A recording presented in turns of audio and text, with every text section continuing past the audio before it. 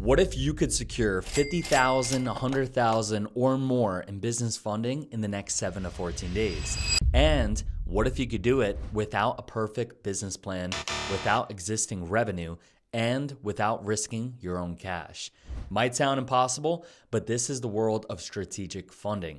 It's a system I've used to help over 1,500 entrepreneurs secure more than $90 million in funding. It's how I went from being broke after leaving the Marines to building a life of freedom for me and my family. And I make these videos to help you guys fix first, fund second, invest third, in that order.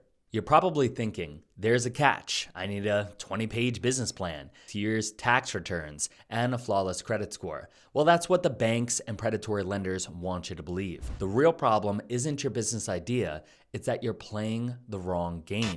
You're walking into banks asking for money the old-fashioned way, a process designed to deny 90% of applicants. We're not going to do any of that. Now, before we even talk about applying for business credit, we have to lay the foundation. The most critical asset in this entire process isn't your business, it's you. So to start, let's master your personal credit profile because your credit profile is your most valuable financial asset.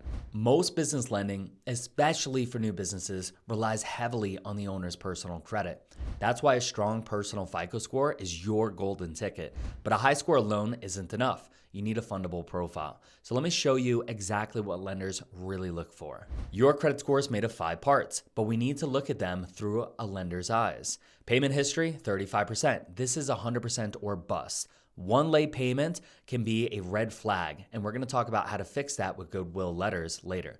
Credit utilization is 30%. This is the second most important factor. Lenders hate seeing maxed out cards. The magic number is to keep them below 9, but under 30 is workable. Keeping balances low shows you're responsible and not desperate. Length of credit history is 15%. Time in the game is what this factor shows, and a long history builds trust. Credit mix is 10%. Lenders want to see that you can handle different types of debt, like credit cards, which is revolving, and an auto loan, which is installment. It shows financial maturity. Finally, new credit/inquiries is 10%. This is where most people shoot them in the foot. Applying for too much credit too fast makes you look desperate. You gotta be strategic. So what does an ideal profile look like before you apply for funding? I created a simple checklist for you. A 730 plus FICO score. This is the very good tier where you get the best terms and approval odds. 0 derogatory marks, no collections, no recent late payments. Your report needs to be clean. Balances well below 30%. Underwriters love seeing low utilization. It's the biggest sign of financial health. Multiple aged accounts. It helps to have several credit cards that are 2 years or older. That's a huge plus. Finally, few or no hard inquiries in the last 6 months. A cool credit profile is a confident one. Now, if you've been doing this for years and you just want us to fix your credit profile for you, click the link in the description in the pinned comment and my team will offer you a free consult where we'll offer either white glove credit repair or 100K plus in funding guaranteed. If your profile isn't there yet, here's a game plan for you. You gotta know your starting point. So let's go ahead, pull your credit reports on all 3 bureaus using a service like IdentityIQ. The link is below. Now you need to see what lenders are seeing, and you're gonna wanna hunt for some quick wins. That means disputing everything that's inaccurate, wrong addresses, names, and especially incorrect late payments. The Fair Credit Reporting Act is your secret weapon. It's a law that says information must be 100% accurate and verifiable. Here's how to tackle late payments. If you have a legitimate late payment with a creditor, you have good history with them, send a goodwill letter or email. I have videos on this. Politely ask for a one-time courtesy removal. It works more often than you think. Next, strategic debt reduction. You're going to want to pay down your credit card balances to get your utilization under 30, but really aiming for under 9%.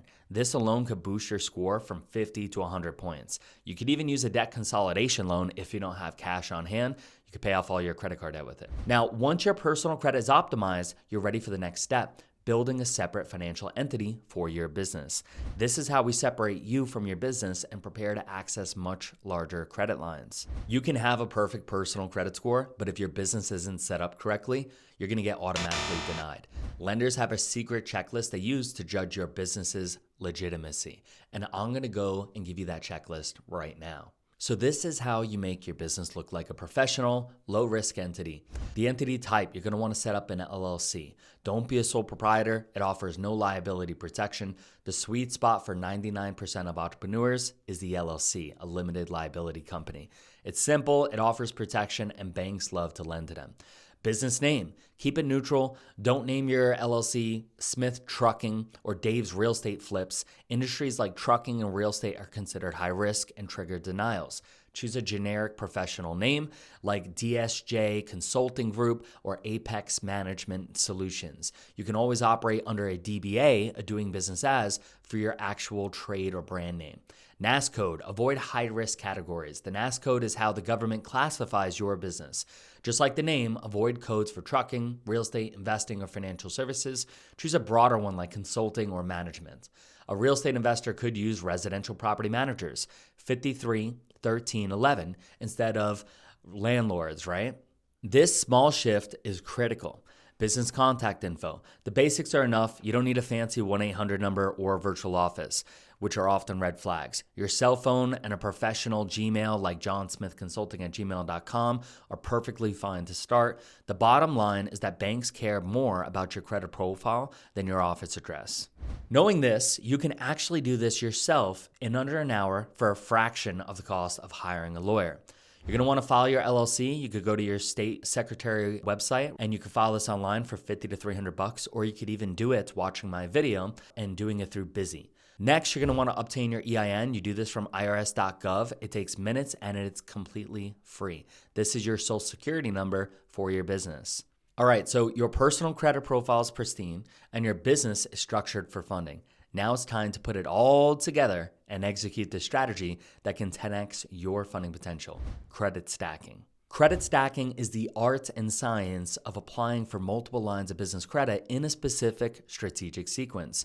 And when done correctly, you could get approved for $50,000, $75,000, or even $100,000 plus in a single funding round, often at 0% interest. Check out Kevin Shaw from California, 23 years old. He was approved for $200,000 at 0%. I'm Kevin Shaw, and I'm one of Colin's clients in his Business Credit Mastery Program.